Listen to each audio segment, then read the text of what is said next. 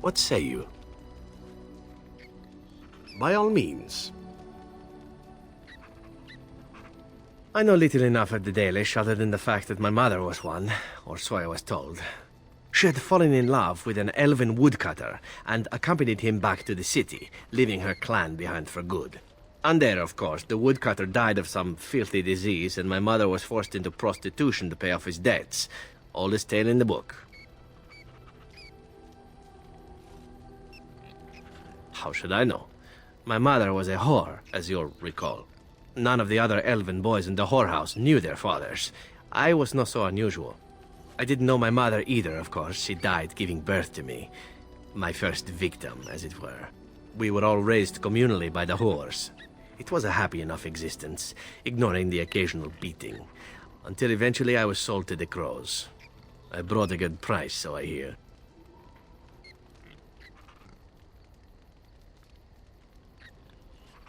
It could have been much worse. Shall I tell you about what happened to the other whorehouse boys who did not fetch a decent price with the crows? Surely your life has not been so idyllic. People like you and I are not the product of happy lives of contentment, after all. My original point is that my mother's Dalish nature was always a point of fascination for me. Through all the years of my crow training, the one thing of my mother's that I possessed was a pair of gloves. They were of Dalish make, I knew that much, and beautiful. I had to keep them hidden, of course, as we were not allowed such things. Eventually, they were discovered, and I never saw them again.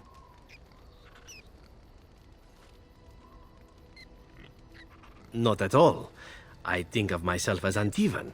Still, that did not stop me from running off to join a clan when I drew near Antiva City once. Naturally, the reality did not live up at all to the fantasies I had constructed as a boy, staring at those gloves. But such is life. Come, enough talk of the Dalish. Let us move on. Thank you so much. For leading me to an errand, of course. You led me to an errand. You persisted, even though I was sure all you were going to find was a dead end. I will never be able to repay you for what you've done for me. Finding an errand allowed me to bring that chapter of my life to a close. I feel free. A great weight has been lifted off my heart. This moment, it feels like the moment before the sunrise, when all the world is still, holding its breath, waiting for first light. I can stop thinking about my past and look forward to the future. Thank you, my friend. You will always have my gratitude. Just leave me alone, Warden. Seriously. I don't know. I guess we're pretty good friends now, right? I just keep thinking about all that slag with Branka. How I've turned out. I always said I was this way because she left, but I think maybe she left because of how I am.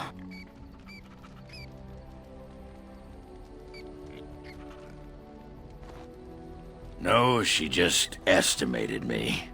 She knew how I was, and because of that, she left without me. Worked out in my favor, though. I'm here fighting the good fight, not fed to Carradin's traps, or her pet darkspawn. Did you want to talk about something? What about? All right. All right then. I am listening. It doesn't have better things to do.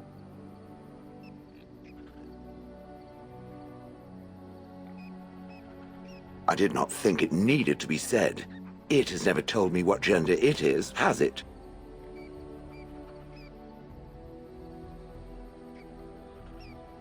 And if it was, perhaps its gender would have been more obvious. The truth is that whatever gender I was is irrelevant now. I am a golem. I have no gender. It will not become an issue.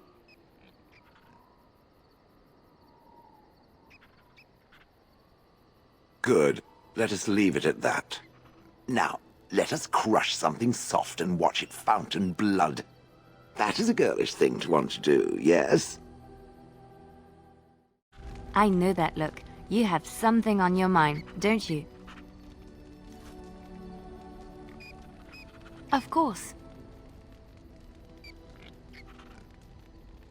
I have not given this a lot of thought. What will I do? We've traveled far and wide. Does it need to end?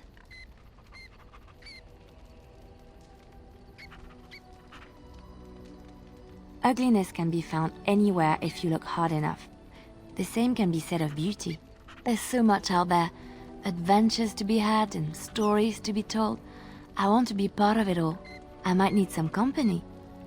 And you're not too irritating. You're welcome to come along if you like.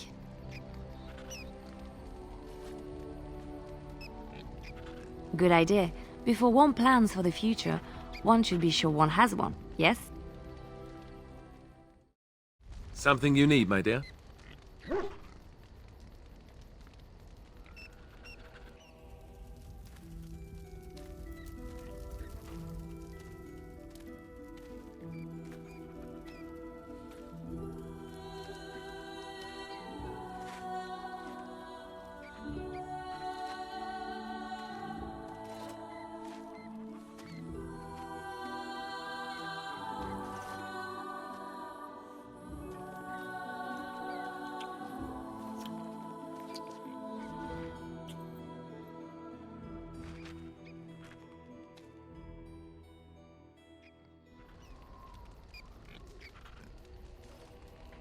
Have you seen the uniform?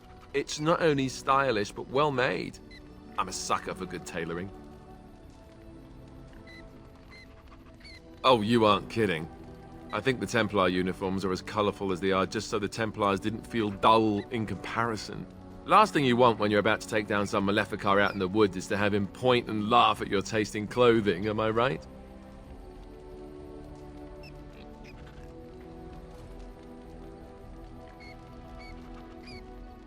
Oh, you know, between all the guilt and the hours spent in solemn prayer, any good Templar or priest is just bursting to tell a few good jokes when the opportunity arises. You don't really want to know about my being a Templar, do you? It's really quite boring.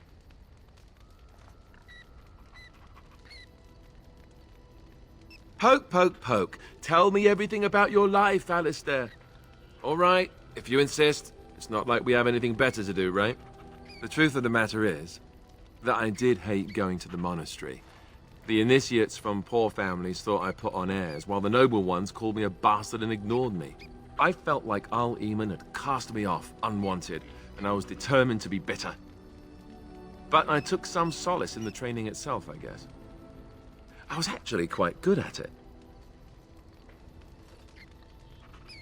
No, I never got that far. I mostly learned about discipline, and training my mind to use the abilities that Templars have. It was difficult, but rewarding. I never really felt at home anywhere, though, until I joined the Grey Wardens. And Duncan felt my Templar abilities might be useful for when we encountered Darkspawn magic, so I kept it up. What about you? Do you have anywhere you consider home?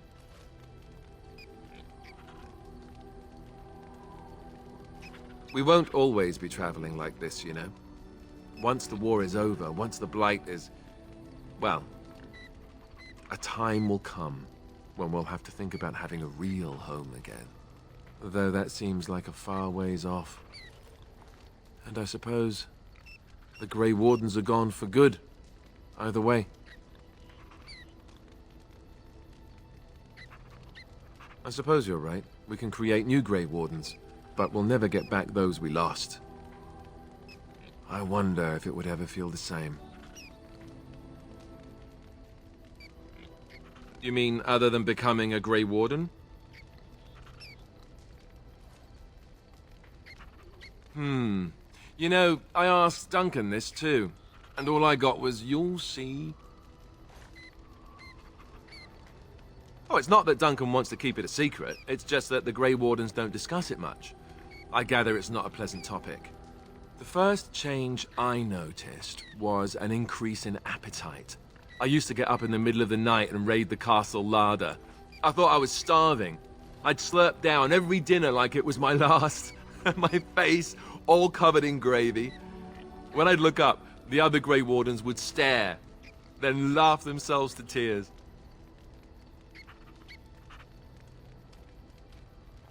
More like an initiation. They all went through it too.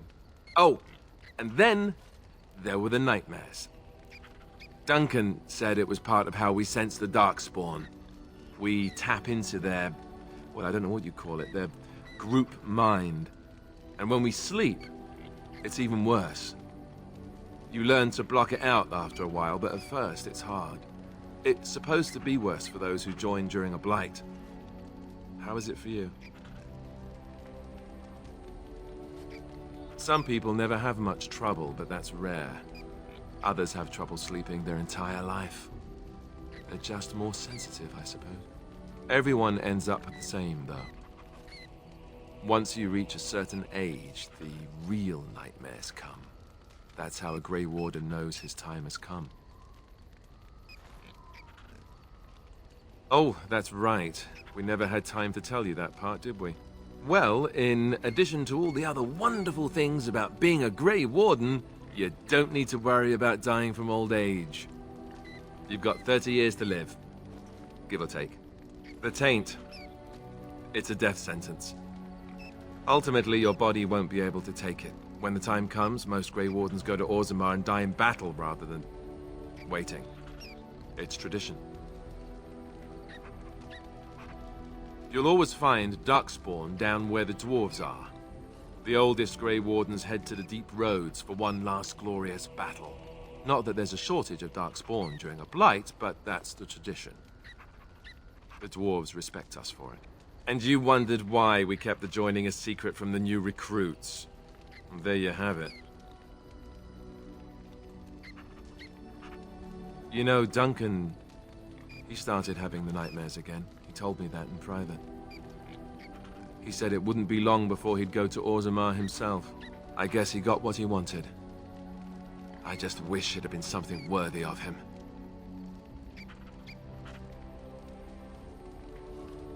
I know. Ending the Blight should make this all worthwhile, right? I didn't know them for very long, but I guess it was longer than you. You never met them all, did you? They were quite a group. Actually, they felt like an extended family, since we were all cut off from our former lives. We also laughed more than you'd think. There was this one time... Well, you probably don't want to hear stories about men you didn't know. There was one Grey Warden who came all the way from the Anderfells. What was his name? Gregor... He was a burly man with the biggest, fuzziest beard you've ever seen. And the man could drink. He drank all the time, but he never got drunk. Finally, we all made a pool to see just how many pints it would take to put him under the table. Sometimes. We were kin of a sort. All of us had gone through the joining, so we knew... Well, anyhow. It doesn't have to be deadly serious all the time. Anyhow, we never did find out. He said he'd drink a pint for every half pint that the rest of us drank. He was still going by the time the rest of us were passed out. I'm told that Duncan walked in later on and saw us all passed out from one end of the hall to the other, and Gregor still drinking. Duncan laughed until he nearly...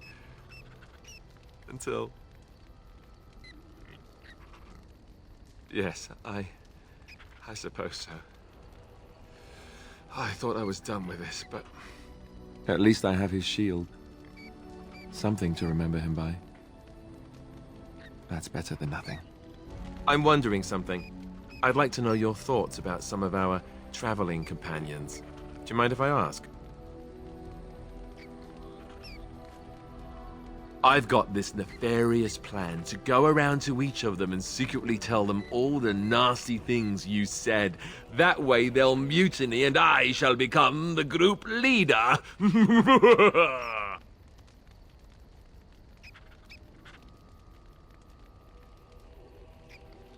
Hey, that's a pretty good policy. Where exactly is lunch, anyway?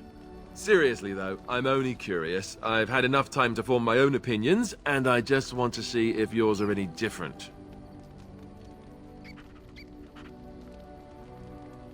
How about Ogren? You must have an opinion on the smell, at the very least.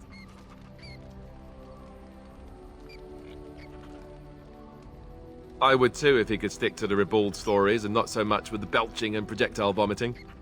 How he lifts his sword is a bit of a mystery. Though I suppose the point is that he does lift it. And so long as we can point him in the right direction, he charges too. He has gusto, I'll give him that. Zevran, the elf.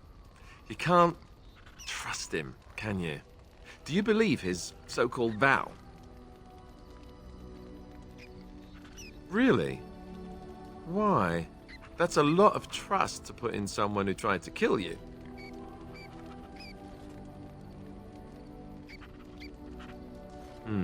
Well, if you are, then maybe I should too.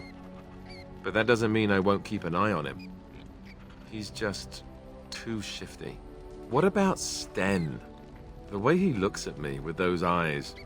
Creepy. And he's so quiet for someone so big.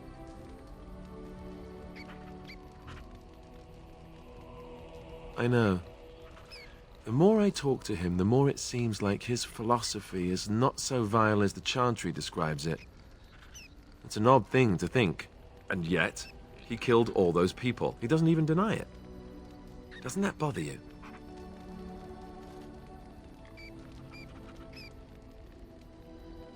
I don't know if I like the sound of that. But I guess I take your meaning. What about Liliana? Is she crazy? Or do you really believe in her vision?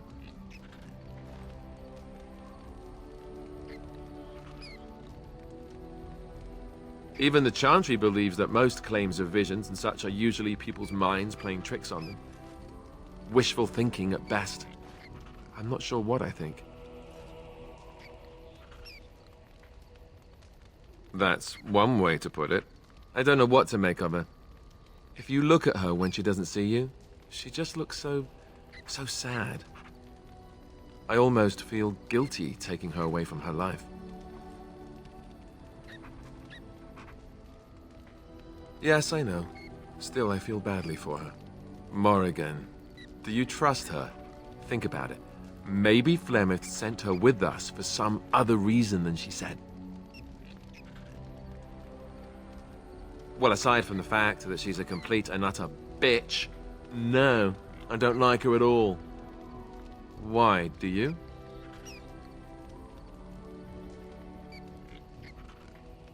That's the most sensible thing I've heard out of you yet. Just remember that she's dangerous too, and evil, and mean. Enough. I think my curiosity is sated. Let's get back to it, shall we? You never asked?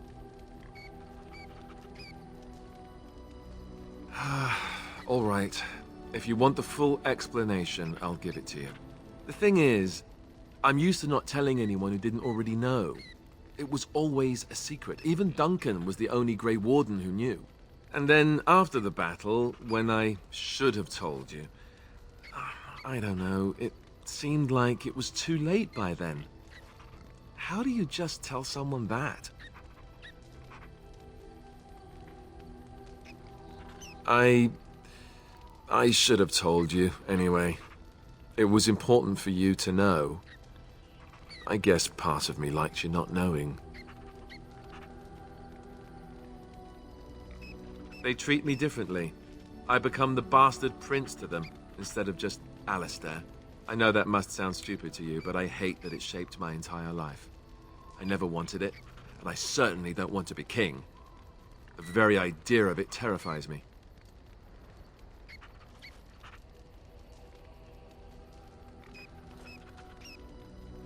Hello? Have you met me? I'm no leader of men. I don't want to be the person sitting on the throne and making decisions that affect the lives of others. It just isn't me. And now Arleman plans to put me forward as the heir. It never ends, does it? For what it's worth, I'm sorry for not telling you sooner. I I guess I was just hoping that you would like me for who I am. It was a dumb thing to do.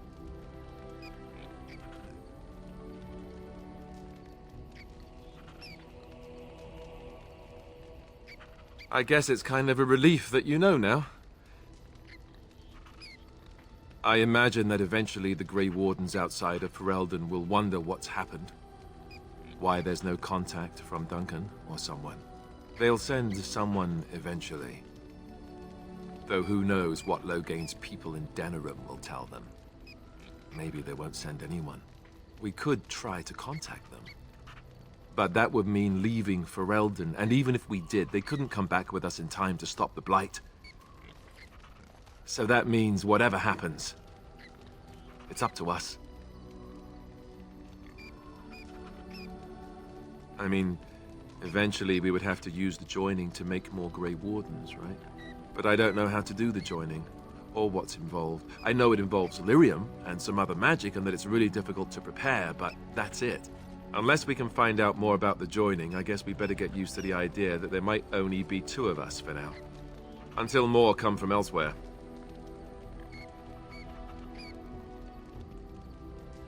Here in Ferelden, there's our compound in Denerim at the palace, but that's it. Logain will have control over that and be watching it, no doubt. Beyond that, the only place I know of is Weishaupt Fortress. That's the headquarters of all Grey Wardens in the Anderfells, 1,000 miles from here. But I've no idea how to even contact them. So unless we try to get back to the compound in Denerim, I suppose the answer is no. There's nowhere for us to go. About the Grey Wardens, anyhow. Fair enough.